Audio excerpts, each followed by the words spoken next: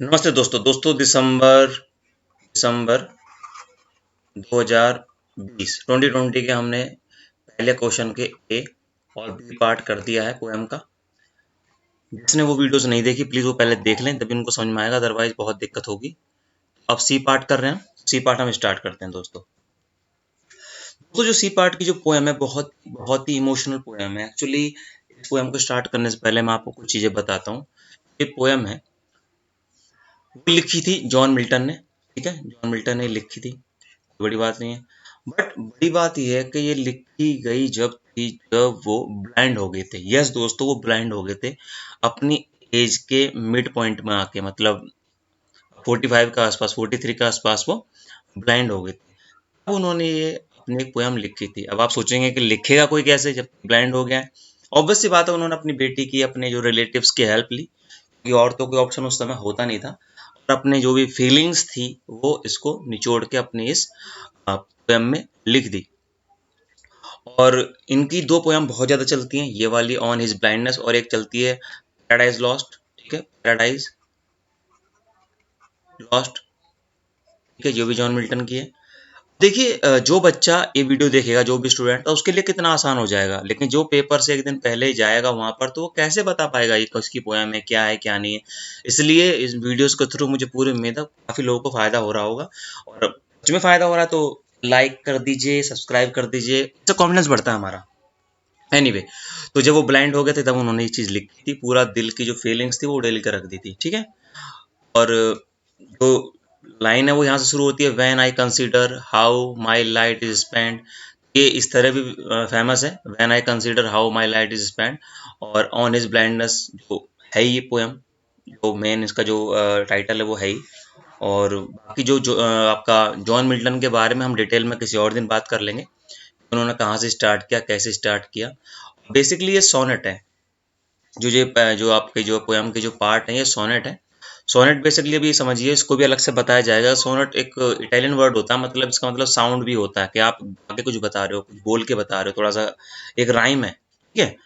जैसे कि अब आप कहोगे ये सब चीजें क्या है, कोई बुक लिखता है, कोई कहानियां लिखते हैं, कोई स्टोरी लिखते हैं, कोई शेर व शायरी लिखते हैं, कोई गाने लिखते हैं, इस तरह से भी एक फॉर्म है। इसके बारे में अलग से पढ़ेंगे, वो कोई दिक्कत नहीं है।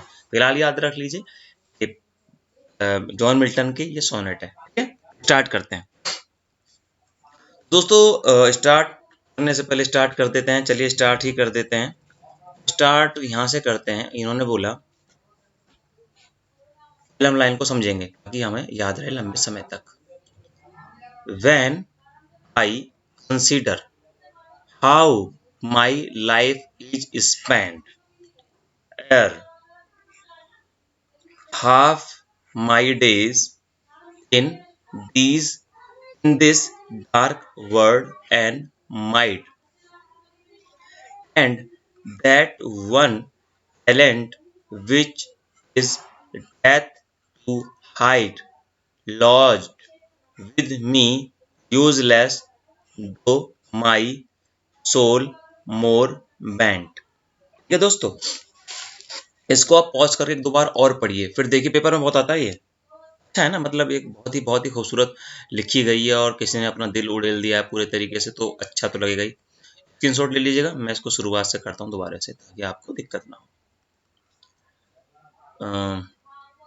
तो उन्होंने कहा है कि when I consider how my life is spend, जब मैं सोचता हूँ मेरी लाइफ कैसे स्पेंड हुई, कैसे खर्च हुई, कैसे खत्म हो रही है, ठीक है। जब मैं सोचता हूँ अपनी लाइफ के बारे में, मतलब एक पर्सन है वो सोच रहा है बैठा हुआ, ठीक है। एर हाफ ऑफ माई डेज, एर मतलब का मतलब होता है बिफोर, ठीक है, ठीक है, बिफोर पहले, ठीक है, पहले मतलब कि मेरे हाफ ऑफ माई डेज, मतलब जिंदगी जो होती है ना, जिंदगी अगर फुल डेज है तो ये हाफ है।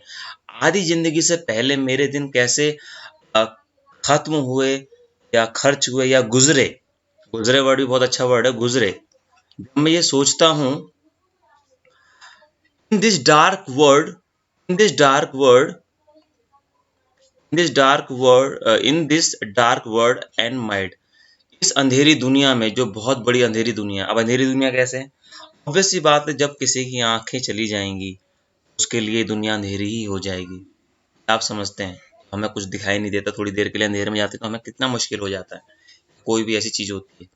उन्होंने बोला यार हाफ ऑफ माई डे, जिंदगी के जो हाफ मेरी जिंदगी थे, 70 मान लीजिए अगर जिंदगी होती है, मान के चलो तो 45 दिन, 45 साल के इस पहले वाली जो जिंदगी है उसके बारे में कह रहे हैं। जब मैंने सोचा मेरी जिंदगी कैसे गुजरी in this dark world and a might, मतलब कि जो ये अंधेरी दुनिया है और बड़ी विशाल दुनिया है, विशाल दुनिया, माइट मतलब वाइट टाइप से, वाइट, ठीक है।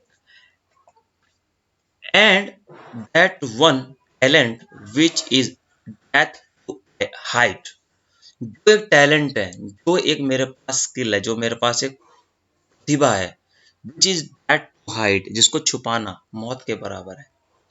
उनके पास टैलेंट कौन सा है आप जानती हैं, उनके पास टैलेंट है लिखने का, राइटिंग का। वो पोएट है, उनके वो लिखते हैं, ठीक है, वो राइट करते हैं, वो लिखते हैं।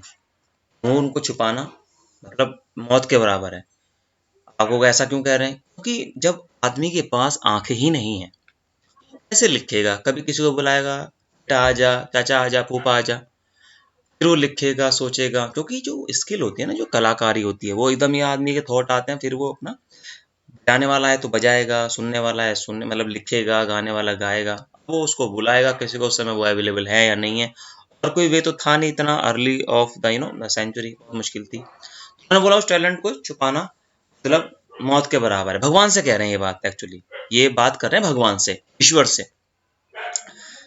Lodged with my useless though my, lodge मतलब, लॉज की हिंदी होती है ठहरना, जो कि आप जानते हैं, ठहरना, ठीक है, रखना, रखना, ठीक है, रहना, जो भी है। लॉज मतलब रहती है, विद माई जो मेरे अंदर रहती है, me, lodged with me, lodged with me, ठीक है, इसको इस तरह से लेंगे, लॉज विद मी, जो मेरे साथ रहती है, विद मी यूजलेस। अब वो यूजलेस है क्योंकि मैं इसको यूज ही नहीं कर पा रहा हूँ, यूजलेस है। दो, हालांकि, माई सोल मोर बैंड, फिर भी मेरी सोल ज्यादा बैंड है, ज्यादा झुकी हुई है, ज्यादा झुकाव है। ये लाइन जो पूरी है वो मैं लिख देता हूँ, जो कि इन्होंने लिखी नहीं, छोटा करने के लिए पूरा मैं लिख देता हूँ। उसके बाद ये क्या लिखते हैं, बैंड, को मैं कलर चेंज, एक सेकेंड, टू, इसका पूरा लाइन में लिख देता हूँ जो पूरा आपको समझ में आएगा। Bent to serve there with my maker and, तो आप देख लीजिएगा, एक सेकंड में इसको सही लिखता हूँ, यहाँ छोटी जगह नहीं बन पा रही। मेकर, इसको आप लिख दीजिएगा यहाँ पे, यहाँ पे इसको लिखना है, and present, present my true account, lest he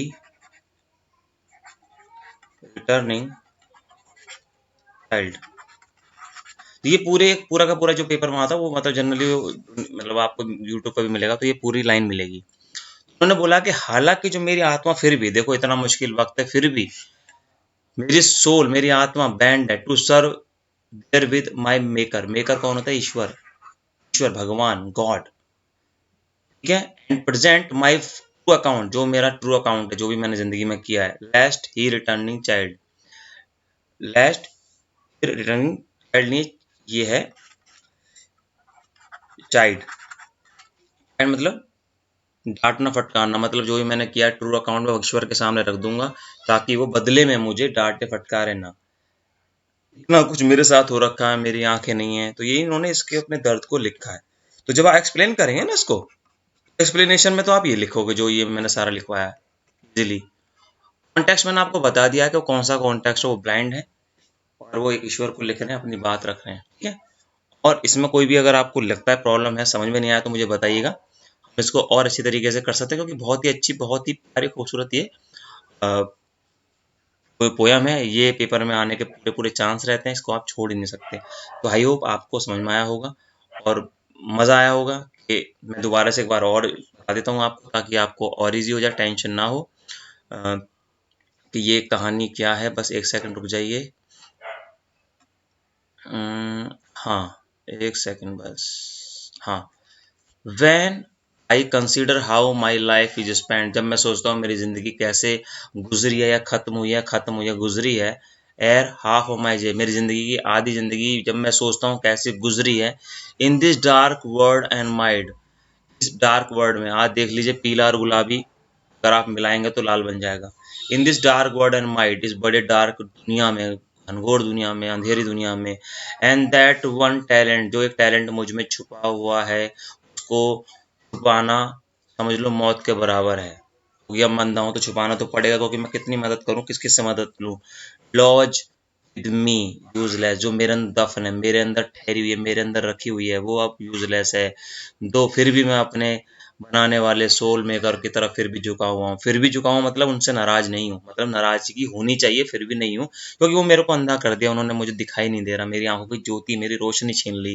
to serve there with my maker, मैं फिर भी सर्व कर रहा हूँ अपने मेकर में, क्योंकि मैं चाहता हूँ उनके सामने मेरा ट्रू अकाउंट आए। क्योंकि अगर मैं ऐसा नहीं करूंगा तो बदले में वो मुझे डांटेंगे। क्यों डांटेंगे? कि तेरे अंदर टैलेंट था।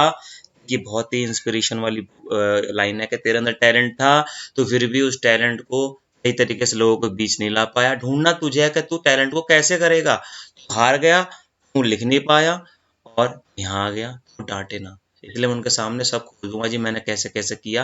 लेकिन हर किसी की देखिए एक हद है। जो मैं इतने कुछ बोल रहा हूँ ना, इतना कुछ लिखा हुआ नहीं है इस कविता में, इसी को बोलते हैं लिटरेचर। लिटरेचर के अंदर थोड़ा बहुत आपको एक्स्ट्रा भी चुकाना होता है, ताकि लाइन्स थोड़ी बढ़ जाए, रिलेटेड होना चाहिए। लेकिन आई होप आपको समझ में आया होगा। नेक्स्ट लाइन्स में फिर मिलते हैं, नेक्स्ट वे में फिर मिलते हैं। Bye bye, take care. इनको लिखते जरूर रहिए, ऐसा नहीं कि बस पढ़ लिया और सो के बैठ गए। बाय।